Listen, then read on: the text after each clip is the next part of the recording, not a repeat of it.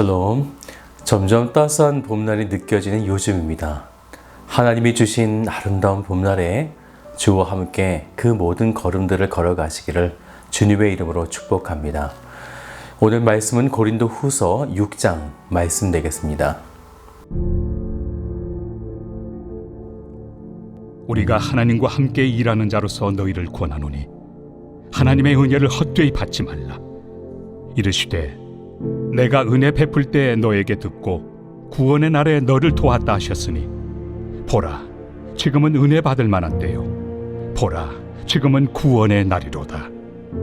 우리가 이 직분이 비방을 받지 않게 하려고 무엇에든지 아무에게도 거리끼지 않게 하고 오직 모든 일에 하나님의 일꾼으로 자천하여 많이 견디는 것과 환난과 궁핍과 고난과 매맞음과 갇힘과 난동과 수고로움과 자지 못함과 먹지 못함 가운데서도 깨끗함과 지식과 오래 참음과 자비함과 성령의 감화와 거짓이 없는 사랑과 진리의 말씀과 하나님의 능력으로 의의 무기를 좌우해 가지고 영광과 욕됨으로 그러했으며 악한 이름과 아름다운 이름으로 그러했느니라.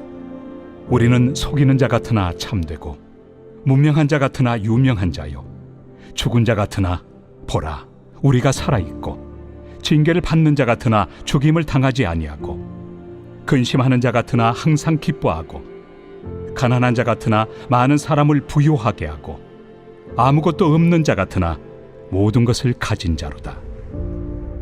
고린도인들이여, 너희를 향하여 우리의 입이 열리고 우리의 마음이 넓어졌으니 너희가 우리 안에서 좁아진 것이 아니라 오직 너희 심정에서 좁아진 것이니라.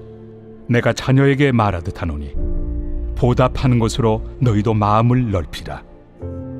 너희는 믿지 않는 자와 멍에를 함께 매지 말라. 의와 불법이 어찌 함께하며 빛과 어둠이 어찌 사귀며 그리스도와 벨리알이 어찌 조화되며 믿는 자와 믿지 않는 자가 어찌 상관하며 하나님의 성전과 우상이 어찌 일치가 되리요. 우리는 살아계신 하나님의 성전이라. 이와 같이 하나님께서 이르시되 내가 그들 가운데 거하며 두루 행하여 나는 그들의 하나님이 되고 그들은 나의 백성이 되리라. 그러므로 너희는 그들 중에서 나와서 따로 있고 부정한 것을 만지지 말라. 내가 너희를 영접하여 너희에게 아버지가 되고 너희는 내게 자녀가 되리라. 전능하신 주의 말씀이니라 하셨느니라.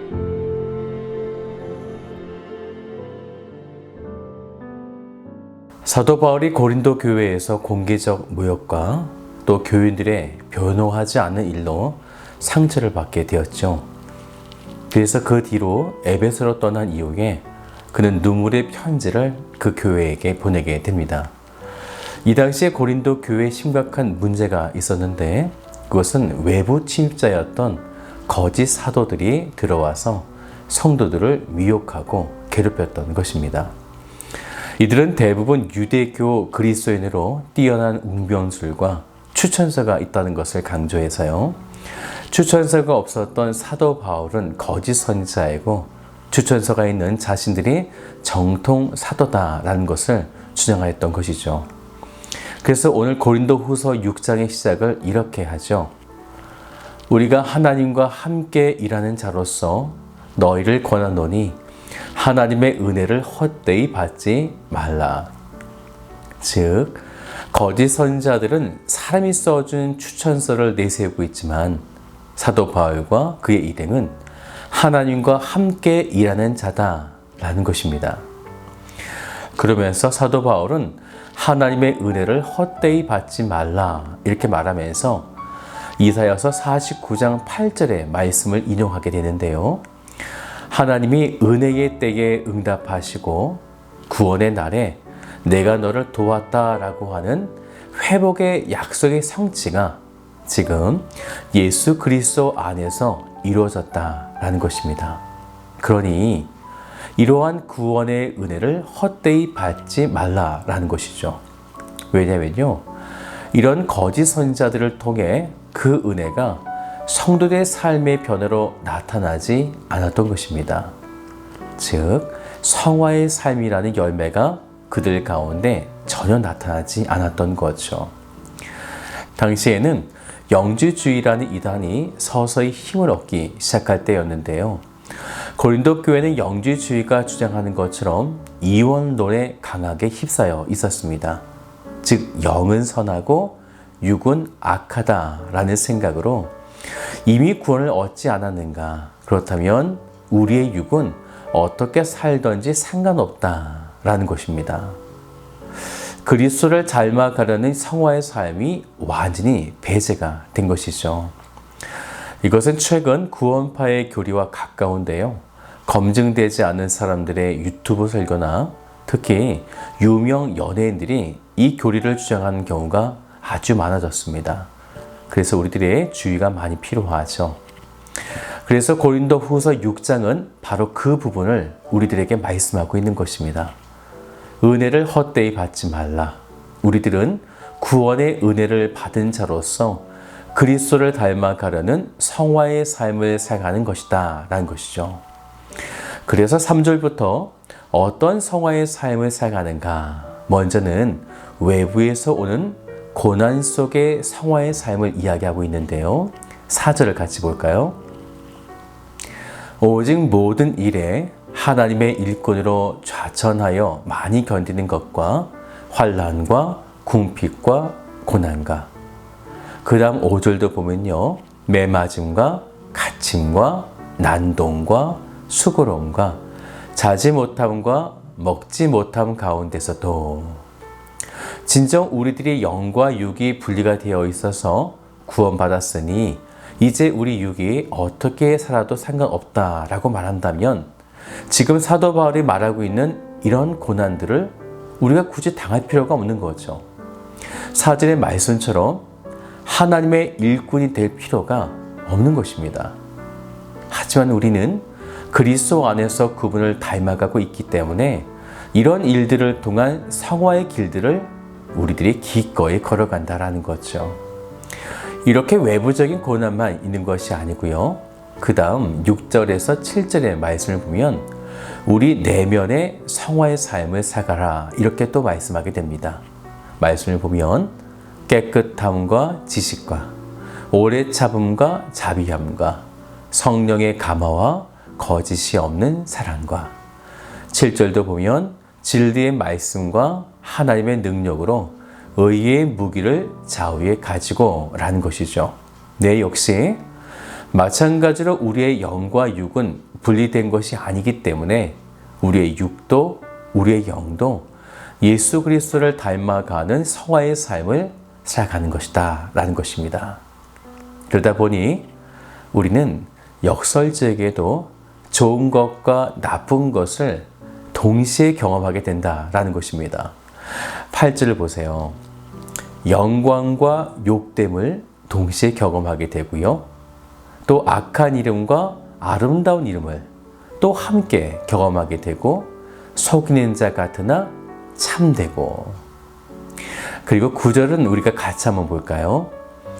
무명한 자 같으나 유명한 자요.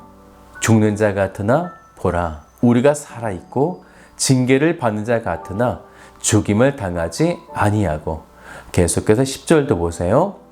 근심하는 자 같으나 항상 기뻐하고 가난한 자 같으나 많은 사람을 부유하게 하고 아무것도 없는 자 같으나 모든 것을 가진 자로다. 아멘. 이것이 성화의 삶을 살아가는 사람들이 경험하게 되는 엄청난 역설적인 삶이다 라는 것입니다. 그래서 그리스도의 삶을 따라가는 성화는 능동적이면서 수동적인 예수 그리스도의 십자가의 죽음과 부활의 패턴을 따르고 있다는 거죠. 외부에서 오는 매를 수동적으로 막기도 하고 능동적으로 우리들의 깨끗함과 오래 참음과 같은 그런 삶을 살아낸다라는 거죠. 그래서요. 고린도전서 15장 10절에 사도 바울이 이런 고백을 하게 되는데요. 내가 모든 사도보다 더 많이 수고하였으나 내가 한 것이 아니요 오직 나와 함께 하신 하나님의 은혜로다. 바로 능동과 수동의 성화의 삶을 살고 있다라는 거죠. 이제 사도 바울은 11절부터요.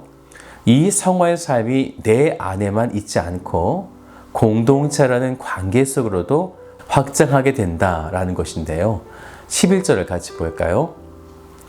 고린도인들이여 너희를 향하여 우리의 입이 열리고 우리의 마음이 넓어졌으니 그들만의 은혜에 갇혀있는 고린도 성도들에게 진정한 성화는 내 안에 그 은혜가 머무르지 않고 그 열매들이 흘러나와서 공동체 속에 녹아져야 한다. 이것을 지금 말씀하고 있는 것입니다.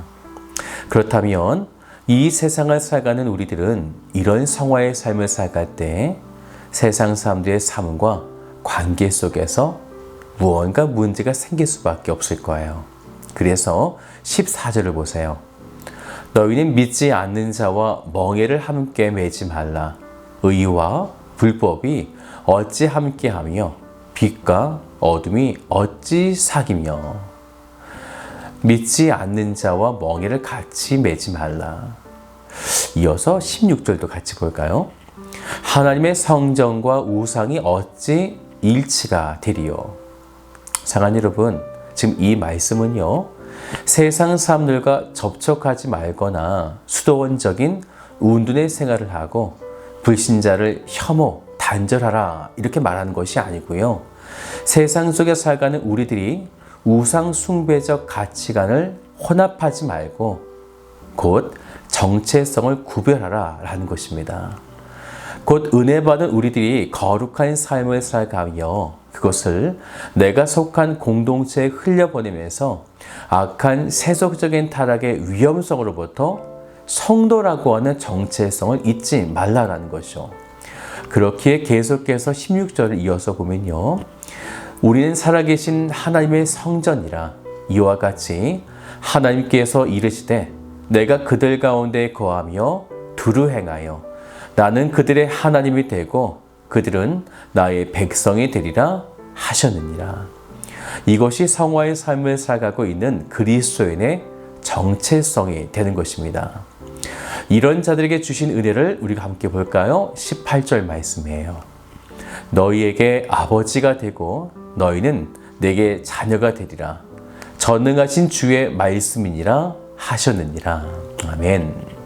사랑하는 여러분, 우리가 구원의 은혜를 받았다면 우리가 어떤 존재인지, 그래서 어떤 삶을 살아가야 하는지 오늘 말씀을 통해 깨달으시고 또한 그런 삶을 살아내시기를 주님의 이름으로 축복합니다.